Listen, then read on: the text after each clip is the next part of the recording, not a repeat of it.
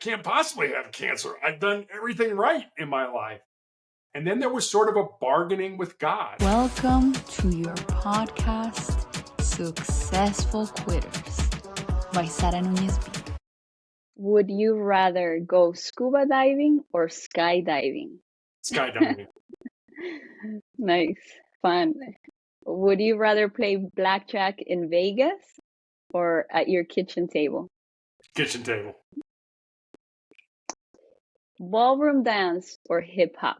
Well, I don't have a left leg, so dancing of any kind would probably look not very good at all. So I'd say ballroom dancing. Yeah. All righty. Well, thank you so much, everybody, for tuning in to one more episode of Successful Quitters, a podcast that explores the different things individuals have had to quit in order to become successful in their arena. My name is Sara Nunez, and I am your host. And today we have someone very special. This show definitely promotes quitting the things that weigh you down and the things that don't serve you. And our guest has successfully done this. However, because he's had such an excruciating journey, one thing that I am very proud of is that he did not quit one thing, which is life itself. He went from working in marketing at Wendy's headquarters to working in hospital administration. After that, he was in customer service management for an academic publishing company. He became a police officer working as a SWAT team negotiator. He then formed a school security business and coached high school girls in basketball. And in 2012, he was diagnosed with a rare cancer called acral lentiginous melanoma, and he has been battling with this ever since. He is the author of the book Sustainable Excellence: 10 Principles to Leading Your Uncommon and Extraordinary Life. Welcome to our show, Terry Tucker. Well, Sarah, thanks for having me on. I'm really looking forward to talking with you. Absolutely. So, Terry, let's go back to the very early ages of your life. What was Terry like, and where were you at 5 years old? At 5 years old, I had just moved from Chicago, Illinois to Atlanta, Georgia. I am the oldest of three boys. You can't tell this from looking at me or from my voice, but I'm 6'8" tall, and I am the oldest. So I have a brother who's 6'7", another brother who's 6'6", and my dad was 6'5". So we used to joke that if you sat behind our family in church growing up, there wasn't a prayer's chance you were going to see anything that was going on in front of us. But our 5'8" mother was the boss. She whatever she said, we did. And my parents really taught us the value of family, of loving each other, of caring for each other, of supporting each other. And we were all athletes. We all played college basketball. I had one brother who was drafted in the NBA, the National Basketball Association, by the Cleveland Cavaliers. But our whole life revolved around sports. We played football, baseball, basketball. We ran track. So sports was really in the blood of our family. Nice. And who was your hero? Who was my hero? Pretty much my dad was my hero. My dad, it was just so much fun to go out and play catch with my dad, whether it was football or baseball. And then with my two brothers, so there were four of us, including my dad. So we would play 2-on-2 basketball. And those were just such great times growing up. They weren't anything special. It wasn't anything that we particularly did. It was just the fact that we were together. And to this day, I'm incredibly close with my brothers. They were here the summer before last. We spent 3 days, never left the house, never turned the never turned the TV on, and just spent 3 days reminiscing. You remember this story? Remember when that happened and that? So it was a great upbringing, and I'm very fortunate, and I'm very fortunate that I have my brothers with me today. That's beautiful. I one time my sister and I, because we're extremely close as well, all my siblings, I'm one out of four, and I can totally relate. But when a boyfriend of hers asked her, he said, "But don't you get tired of seeing your sister so much?" She's like, "No." What do you guys talk about? Like, you see each other so much. What is there anything left? It's just that it's just seeing her and her seeing me is so much that sometimes you don't even have to talk. But like you said, you have so many memories, and that's wonderful because you always know that you have someone that you can count on. And also you have people that are counting on you. So it's harder to give up at that point. Growing up a little bit older, was there a thing that you said, this is my dream, this is what I want to do? Did you want to be in the sports all your life? Was that the plan? It was, but like so many other plans, it kind of fell by the wayside when I had 3 knee surgeries in high school as a result of Mm. basketball injuries. So I was very lucky, very fortunate to be able to actually play basketball in college. So going on to the professional ranks in basketball was just, it was not something that was in the cards. But what I decided I wanted to do was follow in my grandfather's footsteps. My grandfather had been a Chicago police officer from 1924 until Oh. 1954. And he was actually shot in the line of duty with his own gun. It was not a serious injury. He was shot in the ankle. But when I expressed an interest in following in his footsteps, my father, who was an infant at the time, and remembered the stories that my grandmother used to tell of that knock on the door of Mrs. Tucker, grab your son, come with us. Your husband's been shot. My dad was Mm. absolutely not. You're going to go to college. You're going to major in business. You're going to get out, get a great job, get married, have 2.4 kids, and live happily ever after. Yeah. That's the life my father wanted me to live. That's not the life that I felt I was born to live. Yeah, yeah, absolutely. And in this era, a little bit older from high school and college, did you have a lot of friends? Were you popular? What was your personal life like? I was popular in high school and in college. I wasn't really that popular. When I graduated from college, my father and my grandmother were both dying of different forms of cancer. So I was Mm. living at home, helping my mom care for them. So I really didn't have much of a social life for 3 or 4 years after college. And it was after that, I one of my neighbors actually came over and she said, Terry, it's probably time. This was after my dad and my grandmother had passed away. It's probably time that you need to start living your life because I was living in the house with my mom. I was cutting the grass and shoveling the snow and helping her with the groceries and things like that. And one of the last things my father said to me was, make sure you take care of your mother. So it was not an easy transition for me to say, okay, I've got to get on with my life. I knew it, in my heart, I knew I had to, but it was just Yeah. hard to say, okay, mom, you're going to have to do some of this stuff for yourself. You're certainly capable of it. She was not sick or infirmed in any way, but it was like I've got to try to live my life now. So it was a difficult time. And you moved where? So when I got out of college, I moved in with my parents in Ohio. You mentioned that I found my first job in the corporate headquarters of Wendy's International, the hamburger chain. They're located in a suburb just north of Columbus, Ohio. That's where I met my wife. And after my wife and I got married, we moved to Santa Barbara, California. Wow. And how was, because you did move from job to job. There were a couple of moves, a couple of transfers from job to job. And it's very common in the US that you go to college for a purpose, for a specific job, and then you get to this job and you stay there until you're 70 years old, 60, 50, whatever time you retire at, that's normal. And I was actually listening to someone yesterday in social media, and she was saying it's very smart when you actually transfer from jobs every 3 years if you're not being upgraded.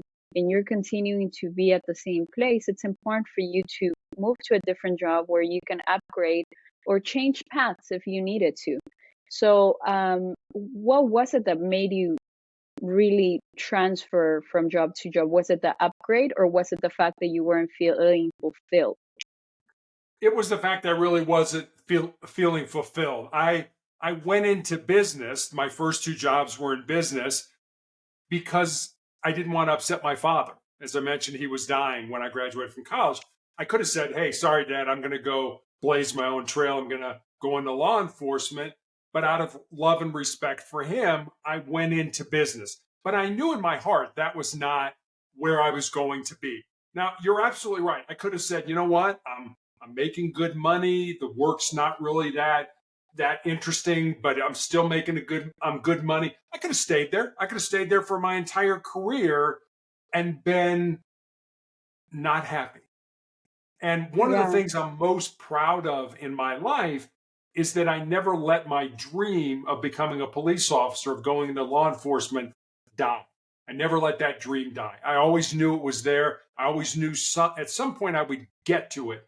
And I got to it pretty late. I was a 37-year-old rookie police officer, which by most accounts is pretty old to be getting into that line of work. But it's yeah, something I knew I was supposed to do. But I waited until my father passed away, and then I followed my own dreams. And I would certainly recommend that for your audience, that we all have dreams. We all have things that we want to do. And there was I wish I could remember the name of the book. It was written by a man by the name of Jason Pfeiffer, and he is the editor in chief of Entrepreneur Magazine. And he talked about how when he graduated from college, he went to work for a small town newspaper, but he wasn't really fulfilled. He wasn't really happy. He wanted to be an editor. And so he went to work for a particular company and he learned a certain type of editing. And as soon as he mastered that type of editing, which was, I would imagine, 2 or 3 years, he went to work for another company and mastered a second form of editing. And then 2 or 3 years later, went to a third company and mastered a third type of editing, which led him to the current job that he has now as editor in chief of Entrepreneur Magazine. So, the woman you were listening to, it seems like that's really good advice. Learn what you're supposed to learn. And once you've learned it all, then move on and find something else to learn. yeah. You know what it is? And I was speaking to another guest about this. Sometimes most people are looking for stability, kind of like thinking the long term game is to be stable. And you think that you have stability at a job, but that's not always the case. So if you do have a dream, if you do have a passion, you might as well get it done, because when you're 80 years old, you're gonna ask yourself, "Damn, why didn't you do it? Why couldn't you do it?" So, but you have to be brave to take that step, You do. because And so many people, especially when I talk to younger people, I always tell them, if there's something in your heart, something in your soul that you believe you're supposed to do, but it scares you, go ahead and do it. Because at the end of your life, the things that you're going to regret are not going to be the things that you did. They're going to be those things that you didn't do. And by then, it's going to be too late to go back and do those things. absolutely. And while you were working in business, were you preparing for this time, for this change? Or were you just living your life and all of a sudden you were like, "I'm done with this, I'm moving on to the one thing that I want"? I guess I can answer that yes or no. I was preparing, but I didn't realize that I was. Mm, Because one of the things that I was able to do, because I was older when I got into law enforcement, I had met so many different people and had conversations with so many different people, real important, high powered, rich people, and just people that were, trying to eke out an existence. And so what made me successful in law enforcement was I was able to talk to all kinds of different people. And that's one of the things I recommend when people reach out to me. Being in law enforcement isn't really much of a desirable job these days, but when people do reach out and say, "What do you recommend?" I always tell them, put your devices down and go out on the street and talk to the homeless person, or go up to the penthouse and talk to that person. if you can talk to people in a law enforcement capacity, you can be good at that job. If the only way you can communicate with people is by pushing on that little device that we have, you're not going to be happy. You're not going to be fulfilled because that's not how you communicate. When people have a crisis, when people have just been victims of a crime, they're not going to text you their information. They want to talk about it. They want to yell. They want to scream. So you have to be able to understand how to deal with those kind of people. Yeah, absolutely. And how did you go from being a police officer into this specific area helping hostages? So most major police departments, and I was in Cincinnati, Ohio when I did this. My wife and I had moved back from California when our daughter was born. And most law enforcement agencies have a SWAT team. We used to always joke that when the citizens needed help, they called 911. When the police needed help, they called SWAT. And so there was an opening on the negotiating team. Usually SWAT teams are divided into two groups. One is the tactical team, and those are the men and women with all the toys, the guns, the tear gas, and all that kind of stuff.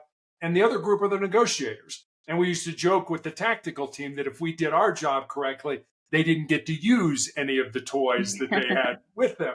So there was an opening on the negotiating team. And so I put in for it.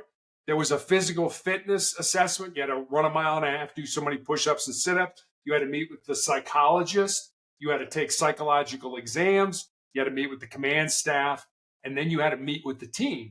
And it was an all or nothing. If one person on the team said, hey, I've worked with Terry before and he's difficult to work with, I don't think he would be a good fit, then you didn't get on the team. But I was lucky enough to have everybody give me the thumbs up. And so I started a 4.5-year career as being a hostage negotiator. And there were, people think, well, how much activity did you get as a negotiator? Quite a bit. There were quite a bit of people that barricaded themselves or took family members hostage, or they tried to rob a place and that went sideways. And now they were, unfortunately, in a place where the police has surrounded it. So there were all kinds of different scenarios that we were involved in. Yeah. And what was it like to go from, a business desk into your first encounter with this? Were you scared? Were you worried? I was certainly the first time I did it, I was unsure. Absolutely. I mean, but we had great training. And the way we trained, we trained every month we spent a day training, and it was scenario based training. We would read about other agencies that had experienced different crimes or different scenarios. And then we would play those out. And then afterwards where you learned was in the debrief, because the psychologist might say, hey, did you ever think that person might have been schizophrenic and off their medication? Oh, gee, I never thought about that. So there was a lot of sort of on the job training. But I remember when I first got to the unit, they gave me a formula. And this formula has to do with how we communicate with each other. And not just as police officers, but how you and I communicate, how you communicate with your family, how I communicate with my friends. And the formula was 7, 38, 55. So 7% of how we communicate with each other are the words that we use. And think about how many times like, oh, did I say the right thing? Did I write the right thing in that memo or in that email? That's only 7% of how we communicate. 38% of how we communicate is the tone of voice that we use with those words. And then 55% of how we communicate a message with another person is our body language and our facial expressions. So understanding that, when we were negotiating, I mean, if somebody had a gun and had barricaded themselves in a room, I was not in that room with that person, so I couldn't see that. So what we didn't have was that 55%, where for example, if you were barricaded and I said something to you, I didn't have the luxury of seeing you kind of roll your eyes like, oh, what an idiot. I can't believe he asked that of me. Yeah. So we had to figure things out, certainly based on what people were saying, but also what they weren't saying and how they were saying. That's powerful because this applies so much to sales. Yeah. It's crazy because I think that if you were to think whatever the outcome will will be could save a life or could make me the sale, but instead of saying could make me the sale, could save a life, but seeing it from a more powerful perspective, maybe it would help because, like you said, everything is definitely communication. And It really is. so you went in the first time and because you had role played these scenarios, which is what we do in sales, right? We role play. And a lot of people don't see the power and the necessity to do these tasks, but it's everything. Obviously, when you get to the place, you don't know how it's going to play out, but at least you got the basics down. How was your first time when you got there and then what? Um, yeah, then what? So the first time I negotiated with someone, this started probably 7, 8 o'clock at night. And this individual wanted to commit suicide. And he had slit his wrist, and that didn't work. And then for some reason he thought it would be a good idea to turn the gas on in his oven and stick his head in the oven, that somehow that was going to kill him. Well, that didn't work either. And then he called a friend. He called a relative. And the relative ended up calling the police. And now he had a gun. And I was talking with him, and it's probably 3 o'clock in the morning now. And he got to a point where he said, Terry, I just want to come out. I'm tired. I want this to be over. And I said, great. I said, do that. Come out. I said, put the gun down, take the phone with you. And I told him how it was going to play out. When you come out, here's what's going to happen. So there were no surprises to him. And I said, when you come out, I'll come down to the scene and we'll talk face to face. And he said, I'd really like that. And I'm like, great. Okay. This is going to turn out. This is going to work. He's going to come out. So I got on the radio. I'm like, he's coming out. And all of a sudden, one of the tactical officers comes on the radio and says, we heard a gunshot. And I thought, you got to be kidding me. He shot himself. He did shot himself in the head, but he shot himself at such an angle that the bullet went in like right underneath his temple, right underneath the skin here, went around his scalp, went around his skull, and came out the other side. So it never penetrated his brain. It was a very bloody injury because the head bleeds very much, but it was not a very serious injury.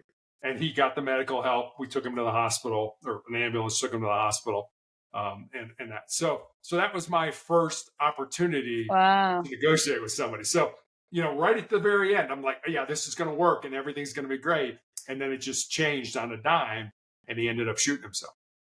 Yeah. And how do you detach yourself from the feeling of, because I've spoken with a lot of doctors that feel that if they did something wrong or something happened that wasn't under their control, they go home and that weighs on them, that really, they're still thinking about it, they can't sleep. How did you deal with it?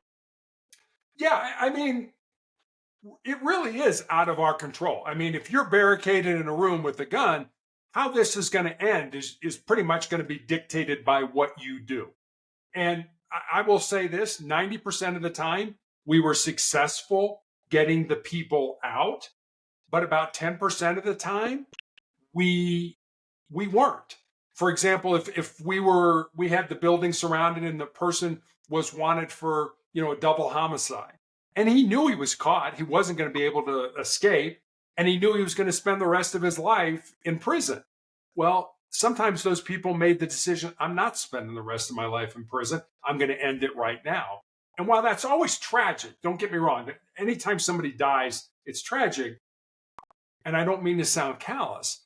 I never lost any sleep over it. And the reason I didn't was because, one, I knew I had great training.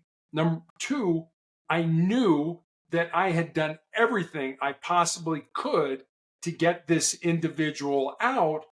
And three, at the end of the day, it was his decision on how this ended. I knew I did everything I could to get him out. So how did I deal with that? My family was really what grounded me. You know, a lot of times Mm, police officers, first responders, hey, the shift's over, let's go out to the bar and have a drink. I never did that. Because that didn't do anything for me. That didn't help me at all. What helped me is going to where I felt safe, where I felt happy, where I felt loved, and that was my family. So going home for me was the sanctuary. It got me in my right frame of mind because I was with people that I cared about and that cared about me as well. mm, that's amazing. Is there anything you fear, Terry? Is there anything I fear? I fear not living up to the potential or not doing what I am supposed to do with my life. I want to be able to get to heaven. You know, it's kind of that everybody wants to go to heaven, but nobody wants to die to get there. You know, I I want to be able to stand in front of our Creator and say, I did everything I could. I used the gifts and the talents that I had been given, and I made a difference in people's lives. I've read several books about near death experiences, and I do have a faith life. But what I found interesting in the books that I've read is that whether the person saw Jesus or a saint or a family member or whoever it was that the person saw when they had their near death experience, the question that was always asked was, how did you treat my children? In other words, it was a divine question of, you know, love your God and love your neighbor. And those are Mm, the two most important commandments. So you love your God, and then God's question to you is, how did you treat my children? How did you treat your neighbor? How did you treat people in your life? And I want to be able to say that I treated people the best that I could. I know I failed miserably. Don't get me wrong, I'm not perfect, but I want to be able to say that I used my gifts and talents to treat God's children, God's people the best that I could. And not doing that is something that I fear.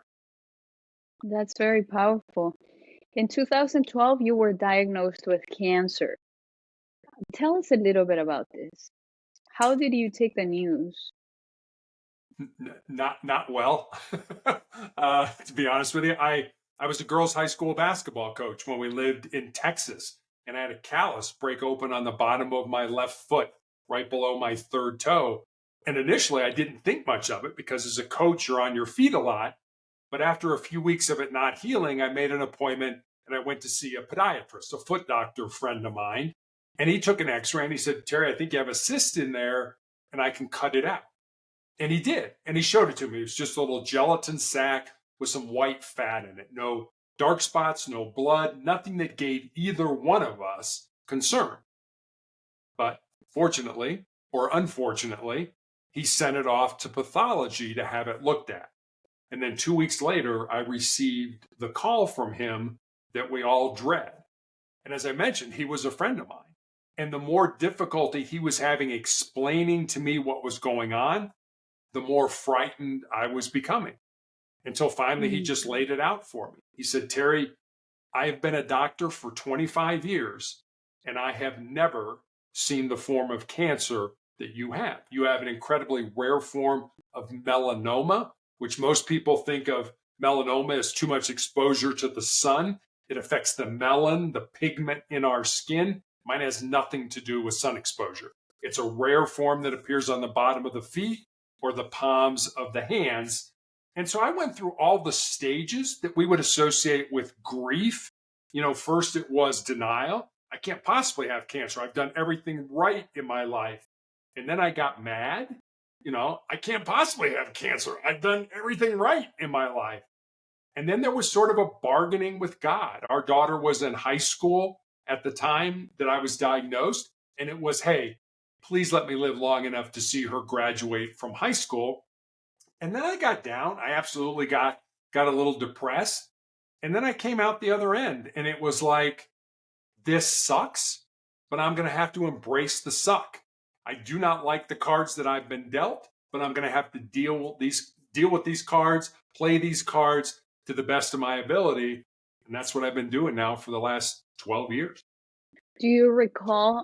I know you have your family, and because you're so close to family in general, this means a lot to you, and that must have been part of the strength. But do you still remember that day when you were like, okay, I am moving on with or without this cancer, and I'm going to make the best out of it? So, do you remember that day, that decision making day? I remember where I was. I mean, I can tell you exactly where I was when I found out, but it took me a while to process the whole thing, um, because I was told that I would more than likely be dead in 2 years. They had Mm. no treatment for this form of cancer other than surgery. So if they could cut it out, they would. But if it was somewhere where they were unable to surgically remove it, that there was nothing they could do for me. So I was given a death sentence and thought, well, maybe I could take that death sentence and turn it into a life sentence. And I guess just over the years, because I've never been in remission, I've never had a time where I didn't have cancer over these 12 years. So it wasn't like, well, I had 4 years where I was perfectly healthy. I wasn't. I had my foot amputated in 2018. I had my leg amputated in 2020. I spent the first 5 years of the disease on a drug called interferon that I took a weekly injection of that gave me terrible flu-like symptoms for 2 to 3 days every week after each injection. And as I said, I took those weekly injections for 5 years. So imagine having the flu every single week for 5 years. And that wasn't a cure. That was, as my oncologist used to say, we're trying to kick the can down the road and just buy you more time for additional therapies to become available. Yeah. How powerful do you think hope is? Say that one more time, please. How powerful do you think hope is in these cases? I think hope is incredibly important. I'll tell you a story that I really kind of helps me whenever I get down.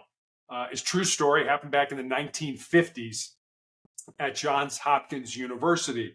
There was a professor there who wanted to do an experiment. And he did this experiment with rats. He took rats and he put them in a tank of water that was over their head. And he wanted to see how long the average rat could tread water. And the average rat treaded water for about 15 minutes. And just as those rats were getting ready to sink and drown, he reached in, grabbed them, pulled them out, dried them off, and let them rest for a while. And then he took the exact same rats and put them back in that exact same tank of water. And the second time around, on average, those rats treaded water for 60 hours. Now think Wow. about that. First time, 15 minutes. It's not like your business is going to go under or you're going to flunk a test. You're going to die. Your life is going to be over. And the second time around, 60 hours, which taught me two things. Just what you said, the importance of hope in our lives. That if we know we're doing the right thing, maybe not today, maybe not this month, maybe not even next year, but at some point in time, more than likely, not 100%, more than likely, we will get to where we want to be. And the second thing it taught me was just how much more our physical bodies can handle than we ever thought they could. We quit, we give up, we give in long before our physical body is able to be done with us, because our brain is telling us, hey, this hurts, this is uncomfortable, stop this, don't do that. And we listen to our brain. So we stop, we quit, we give up. If you can callous your brain, if you can harden your brain, you can get to a point where you can push through that ugliness and get to a point where you can continue to go forward. Yeah, that's crazy. Yeah, no, definitely. I think we get so used to telling our brain at a certain point that it stop, and we convince ourselves that that's what's going to happen, like the bad is going to happen, but in reality we can continue going. And what would you suggest is a good way to approach fear? For example, talking about the people that want to take the next step, take that leap of faith, what do you do with fear being right in front of you and not letting you move forward? Is there anything that you've found throughout the years that could help us pass through it? Absolutely. And I'll recommend this to your audience. I do this every single day. I find one thing every day that scares me, that makes me nervous, that makes me uncomfortable, that's potentially embarrassing. I find something every day and I do it. Because if you do those small things every day, and like I said, they don't need to be big things. They don't need, you don't need to go out, and run with the bulls or wrestle a mountain lion or something like that. It can be something small. Like I hate going to the dentist. Like this Tuesday, it was like, all right, I need to go to the dentist. I made an appointment. I think I'll cancel the appointment. No, now I'm going to go to the dentist because I'm uncomfortable doing that. When I take a shower, I do cold therapy. So I'll turn the water as cold as it can possibly be, and I'll put it all over my body. That's very uncomfortable. I hate that. I hate doing it. But it's those little things that you can do every single day that you don't want to do. For example, first thing in the morning, get up, make your bed. I don't want to make my bed. Hey, I'm running late. Make your bed. That's something you don't want to do. One, and two, it gives you a win the first thing out of the gate. First thing in the morning, you made your bed. You accomplished something. So do something every single day that makes you uncomfortable. And if you do that, when the big things happen in our lives, and they happen to all of us, we lose somebody who's close to us, we get let go from our job, we find out we have a chronic or a terminal illness, you will be so much more resilient, so much stronger to handle those things than the people who just sit around and never challenge themselves. Yeah, absolutely. What was it like for people that maybe in this moment are going through the transition you had to go through? What is it like living without having both legs? I have a right leg. I do not have a left leg. It was difficult. It has been difficult. I was diagnosed with tumors in my lungs, and my entire lower leg was full of cancer right in the middle of the COVID pandemic. Mm. So I found out I was going to have my leg amputated above the knee. The morning of the surgery, my wife literally dropped me off at the hospital. I was not allowed to have anyone with me. There was a nurse waiting for me at the entrance. I got in a wheelchair. She wheeled me back into a pre-op area, which is this big, huge room that's divided into like 30 different bays, all designed to be prepping people for all different kinds of surgery. I was the only person in that pre-op area. And the only other people in there with me were my nurse and an anesthesiology resident.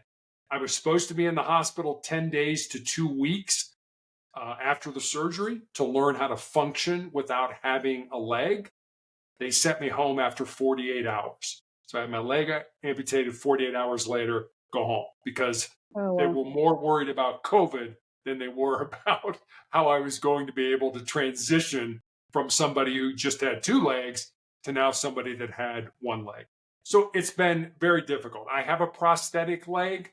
That would be a whole nother podcast on how that works, but it's difficult. And again, do difficult things, do things that make you uncomfortable. Learning to walk with a prosthetic was certainly one of those things, because I'm 6'8", so learning to walk again, falling is not an option. You get hurt from this height when you fall. So I don't use my prosthetic as much, especially because I'm still being treated for the tumors that I have in my lungs. So a lot of times I'm kind of beat up from my chemotherapy or my trial drug. So I'm in a wheelchair now. And I'll say this, when you can no longer do the things that you're good at, you do the things that are important. And that's kind Mm. of the where I feel I am now. I've transitioned from, I was an athlete, I was a very physical person, whether it was law enforcement, whether it was college basketball. And now I'm to the point where I'm doing things that are important. And to me, that's just a transition in life that we all have to make at some point in time. Most people make it much later in life than I did, but it's just something we have to do. Yeah, and this is good for, like I said, people that might be transitioning from a place to where you were at to now where you're at now. But it also, at the same time, it shows your family and those who you care for that you're mentally strong and that you're doing this partly for them to show them how strong you are, which is very empowering. How many kids do you have? We have Or one daughter. She's 28. She's married, lives in Florida. So we are empty nesters at this point in time. yeah. And so how long were you a policeman? 10 Because years. well, it was a while. It was a little while. And tell me about the book. Sustainable Excellence was really a book. It was not a book that I ever really wanted to write. I didn't think I would ever write a book. But there's an old joke that says when we talk to God, it's called prayer. When God talks to us, it's called schizophrenia. So God's never talked to me and said, write a book or anything like that. But I think what God did was put enough people in my path that started to make the suggestion, hey, Terry, you should write a book. Hey, Terry, you should write a book. Hey, Terry, you should write a book. And eventually I got to a point where maybe I ought to listen to these people. Sustainable Excellence was really born out of two conversations I had. One was with a former player that I had coached in high school who moved to the area in Colorado where my wife and I live with her fiance. And the four of us had dinner one night. And I remember saying to her after dinner that I was excited that she was living close and I could watch her find and live her purpose. And Sarah, she got real quiet. And then she looked at me and she said, well, Coach, what do you think my purpose is? And I said, I have absolutely no idea what your purpose is, but that's what your life should be about. Finding the reason that you were put on the face of this earth, and there is a reason, using your unique gifts and talents and living that reason. So that was one conversation. And then I had a young man from college who reached out to me on social media, and he asked me what I thought were the most important things he should learn, not to just be successful in his job or in business, but to be successful in life. And I didn't want to give him the get up early, work hard, help others. Not that those aren't important. Those are incredibly important. But I wanted to see if I could go deeper with him. So I spent some time taking some notes. I kind of had these 10 thoughts, these 10 ideas, these 10 principles. And so I sent him the principles. And then I stepped back and I was like, well, I got a life story that fits underneath that principle, or I know somebody whose life emulates this principle. So literally during the months that I was healing, after I had my leg amputated, I sat down at the computer every day and I built stories, and they're real stories about real people underneath each of the principles. And that's how the book came to be. That's wonderful. Definitely turning something difficult into something powerful. Terry, can you give us a few pointers on sales? Can you give us a few tips on how to be prosperous at selling, at least the basics? Yeah, I'll say this. A yes without a how is a no. So if you're trying to sell to somebody and they just say, and we've probably all done it, we get the telemarketer and we want to get them off the phone. Yeah, sure, no problem. Yeah, we'll do that. Unless there's a how to that, that's really a no. So if somebody agrees to something, so yeah, I'll take 10 of those or whatever, and they say, well, I'm going to put my shipping manager on the line with you, or I'm going to get my finance person in here and we're going to figure out the deal, or we're going to drop the contract. That's a how. Now something's happened after that. There's got to be something after somebody agreeing to it. No is not a bad thing. No deal is better than a bad deal. So if somebody says no to you, that doesn't necessarily mean no. That just means we like to say no. That it kind of covers us. It gives us, we're afraid. Am I making the right decision? Should I really go with this company? Does that person have the product that meets my needs? I don't know yet. I don't know. The other thing I'll say about it is start right up front with whatever you think the objections are going to be to your product, to the service that you're offering. whatever, and that comes from doing research. What objections is this company going to have? What objections are these people going to have? And address those right out of the gate. Say something like, hey, look, you probably heard that we did X, Y, and Z. Well, we did, but let me tell you how that worked out. So you squash their objections right away because you don't give them an opportunity to bring them up, because you bring them up. You tell them, hey, these things that you've heard or these things that you've read, they're not true, or they are true, but we need to explain them and things like that. So get the ugliness, get the clutter out of the way right up front. Be willing to say, I don't know if we can help you. I don't know if we can help you until we understand what the issues are. What problems are you having? What are you using today? Because we may not be able to help you. Those people's like, you know what? I want to think about it. That's always a great one. Let me think about it. Okay, I absolutely think about it. Think about what you want. But from what you've told me, and don't try to talk them out of it. Don't try to say, no, don't do that. It's like, sure, absolutely. Think about it, because we may not be the right company for you. When you say things like that, you disarm people. And when you disarm people, they're willing to talk more. One of the things that we used to do as negotiators is we would parrot things to people. So we would let them talk, and then we would take the last 2 or 3 words, or the most important 2 or 3 words that they said, and we would parrot it back to them using a curious voice. And after you do that, you have to go silent. You have to What do you mean? What do you mean? What do you mean using a curious voice? What do I mean by using a curious voice? Yeah, does the tone of your voice change? I just did it to you. What do you mean by using a curious voice? So your voice is one of the most powerful things that you have. And understand that you should always be curious, always be asking questions. Really, Sarah, is that how it worked? But then go silent, because we don't like silence. Silence will get the other person to start talking. Well, yeah, Terry, that's exactly the way it worked. And let me tell. And so you're going to talk more. The more you talk, the more information I get. The more information I get, I can use what you say and flip it around or use it to say, here, my product, my service will solve the problems that you just told me that you will have.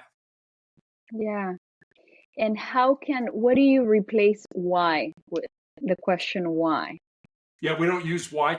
We didn't as negotiators, because why sounds accusatory. Well, Sarah, why did you do that? Ooh, wait a minute. Is Terry saying that I shouldn't have done that? Or is he accusing me of something? I can get to the same information if I say, well, Sarah, what got us to this point? I can get the same information, but what and how questions are much softer questions. They don't sound accusatory like why questions. So we never asked why questions. We would ask how and what questions. And what, how, and what questions do, especially how questions. So you may say something to me like, as a negotiator, I want a car out front in 10 minutes. And my response to you would be, Sarah, how am I supposed to do that? Now, without you realizing it, I just took the ball that's in my court and I threw it back into your court, because now I just asked you, well, Sarah, how am I supposed to do that? So now you're going to start thinking how I can do that. And we would do the same thing. How am I going to get you out? Sarah, how am I going to get you out? How are we going to do this? Though, how you say that. Sarah, how are we going to do that? So you make them be part of the team. You make them be part of the solution. Yeah, you absolutely. Make them part of the solution. Yeah, That's you make amazing. them be part of the solution. And definitely it's uncomfortable to be quiet.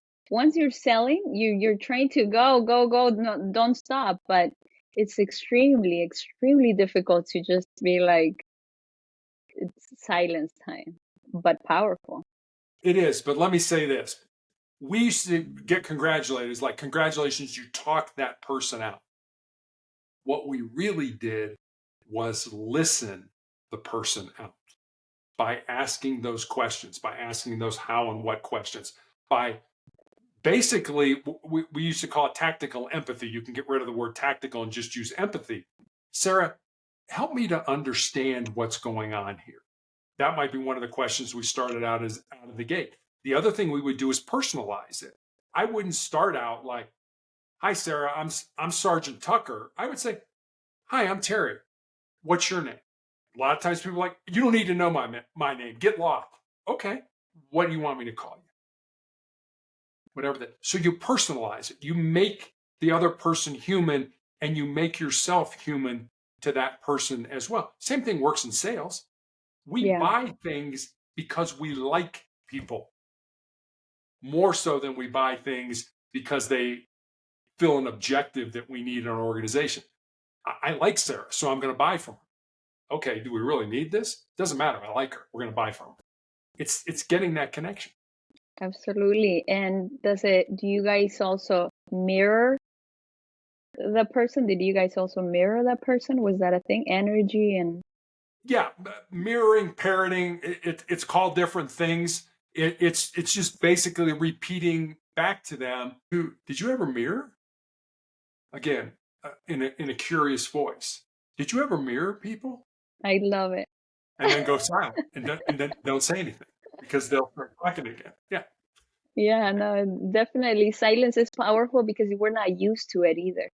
So someone has to No. say something and answer it, answer the question and try to find a solution. If I don't have it and put the ball on your court, then you're going to have to come up with it. Yeah. The best salespeople are not the best talkers. They're the best listeners. Mm, Listen to what people are saying and listen to what people aren't saying, because people will lie to you. And that's okay. People lie to you because they're afraid. Don't try to say, "Hey, you lied to me." Disarm it. Well, I would imagine that if that happened, that would make you very upset. So now you've sort of disarmed the lie that they just told you. You're not saying, "Hey, I know you're lying." You think you're going to get a sale if you say that to somebody? No, disarm the lie. People lie all the time. They lie because they're scared. They lie because they don't want to make a decision, or they lie because they're not a decision maker. If people start saying things to you like, "I'm going to do this," I'm trying to think how if people include, if it's more than one person, "I'm going to do this," that's not a yes. We're going to do this. They're going to do this. When you bring other people together, then that's more than likely going to be something that's going to be real. It's not going to be a yes without a how is a no. It's going to be other people are involved in this. And I've already thought about how these other people are going to be involved in this. That's part of a how when somebody says yes. A how that just said, "Well, I'm going to do that." No, you're probably not going to do this. If it's a single person, nothing in any company, nothing happens singularly. All kinds of different departments have to be involved in it. When you start bringing those departments together as part of the yes that you just said to the person, now that's part of the how. So you're probably more than likely going to get that sale. nice. Very nice. There's a sales lesson here for everybody. A very powerful sales lesson. Terry, what are the things that you have had to quit in order to become this version of yourself?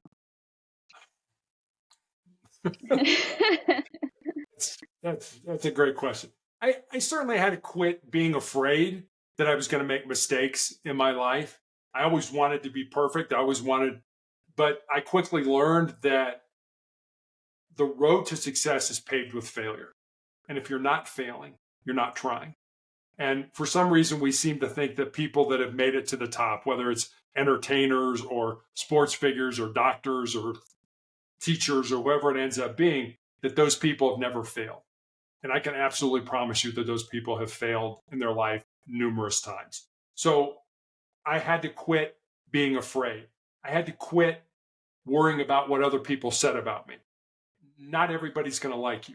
If you go on Amazon and you look for my book, it's pretty much a 5-star rating. But there have been a few people that gave it 3 stars.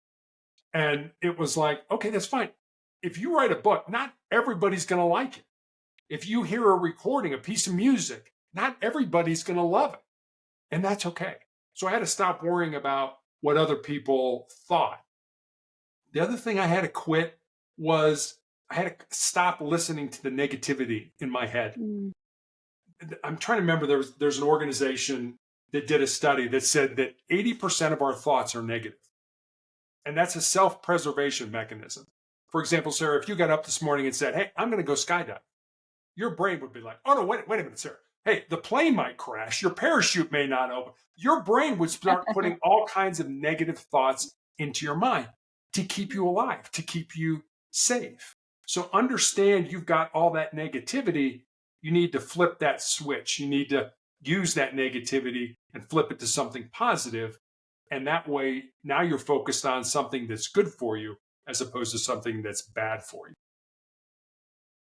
Amazing. Amazing. Well, Terry, it's been a pleasure speaking with you, and we've definitely learned so much through your journey. And I hope that we can empower people through this, especially people that are going through maybe illnesses or even just sales. So thank you so much for your time. Well, Sarah, thanks for having me on. I really enjoyed talking with you. Absolutely. And thank you guys for listening and watching. This is another episode of Successful Quitters. See ya on the next one.